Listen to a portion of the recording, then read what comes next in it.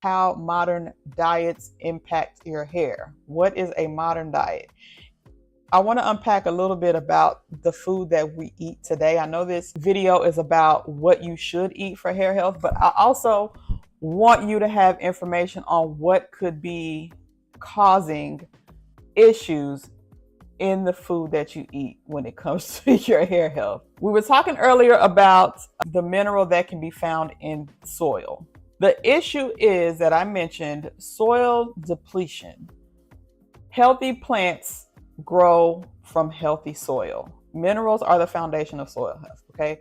Now, over the last 100 years or so, a lot of the farming practices have stripped the soil of vital minerals, leaving a lot of crops less nutritious, okay? Aside from the fact crops or produce that's coming from overseas, that's spending days and weeks traveling at sea, and a lot of these things lose their nutritional value as they're traveling.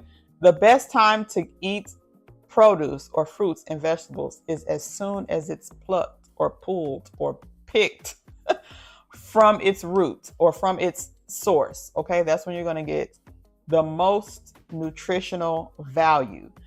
I know that's not possible for everybody because we don't all have gardens and fruit trees and all of that stuff growing in our backyard.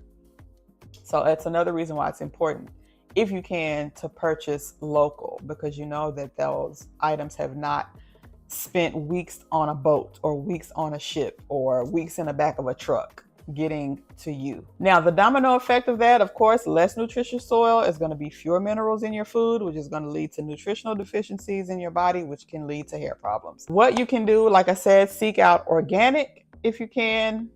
Organic is at least going to ensure that you are not getting pesticides or additional chemicals in your food. Locally grown produce whenever possible, like I said. Incorporate mineral dense foods like wheatgrass and kelp powder. We're going to talk about that here shortly. But those are just small things that you can do to make sure you are getting those minerals into your body. So the second thing when it comes to the modern diet, of course, is processed and packaged foods. These are your hair's worst enemy. It's not just what's in the foods that's bad, it's what's missing. It's what's missing from these things that are bad. So these are usually high in empty calories, unhealthy fats, and sugars. These are low in essential nutrients like vitamins and minerals and antioxidants. So basically, fast food, processed foods, packaged foods are giving you little to no nutritional value. All right, so if you're already deficient in the minerals and things that we're talking about, and you only eat fast food, you are not doing a service to your hair nor your body. Processed foods burn through your body's reserves of key nutrients, leaving little for non-essential systems like your hair. So this means your body will prioritize survival over beauty. Hair is considered beauty. Survival is your major organs. So at the end of the day, if your body is only getting a small amount of nutrients, that's going to go to your survival.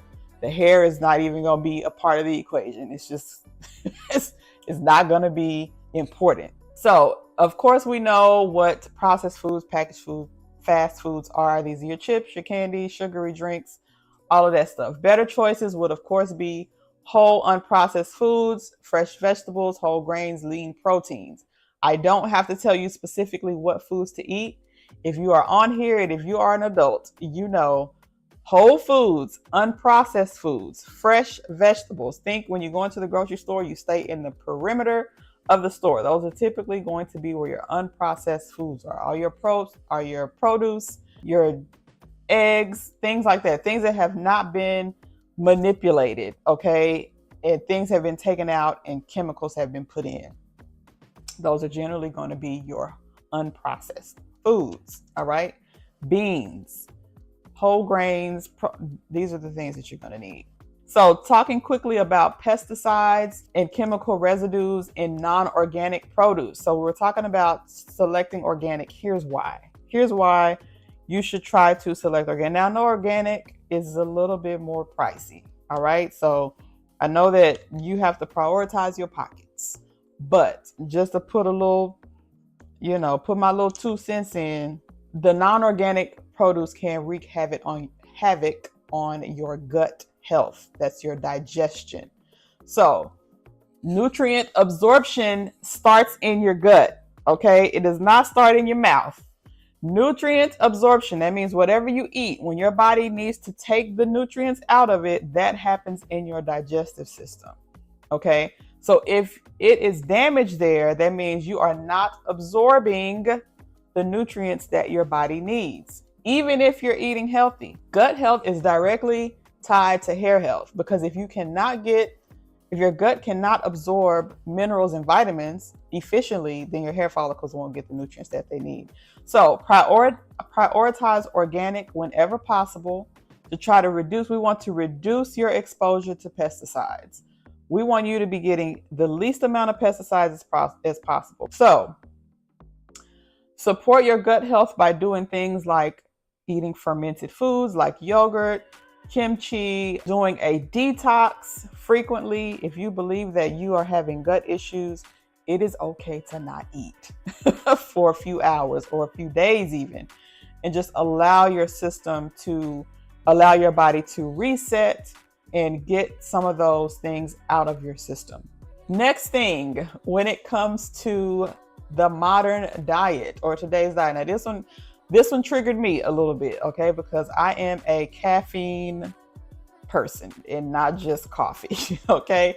But excess caffeine in stimulants like coffee, tea, and energy drinks. So I usually have an energy drink a few times a week. I normally do coffee a few times a week. I sometimes do natural caffeine supplements a few times a week. So I'm getting probably way more caffeine than I need. But here's the thing. Too much caffeine is fine in and of itself, but excess caffeine or too much caffeine can activate your adrenal glands. Now, these will cause your body to overproduce stress hormones, okay? Because you remember, when you have caffeine, your body is pumped up, like your body gets, you amped up, you ready to go. So this makes your adrenal gland thinks that, okay, we need to release some hormones. Is something going on here? So cortisol and DHT get released. Now, these hormones can, again, burn through your body's nutrient reserves, contribute to inflammation, which can worsen your hair loss and thinning. So just think about that. This will cause increased shedding, slower hair regrowth due to nutrient depletion and hormonal imbalances. So then the caffeine is giving you a double whammy. All right. What can we do? Of course, limit coffee. Switch to herbal teas, more adaptogenic beverages.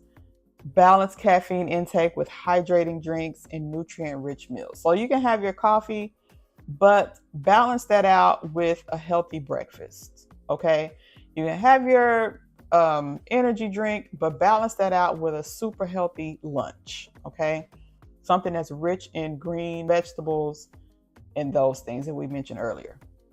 Okay, toxicity. Heavy metals and environmental pollutants, how we are exposed to so many heavy metals, mercury, lead, arsenic, all of these things are unavoidable. Okay, it's the world we live in. Unless you live in your house in a bubble, you are going to be exposed to these things.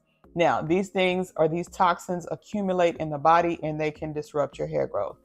These things also cause inflammation, stress on the scalp.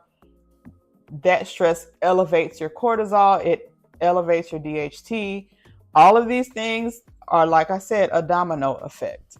So something that we should do, incorporate detoxifying foods, and cilantro is a detoxifying food. Chlorella, this is a mineral. We'll talk more about that in a second.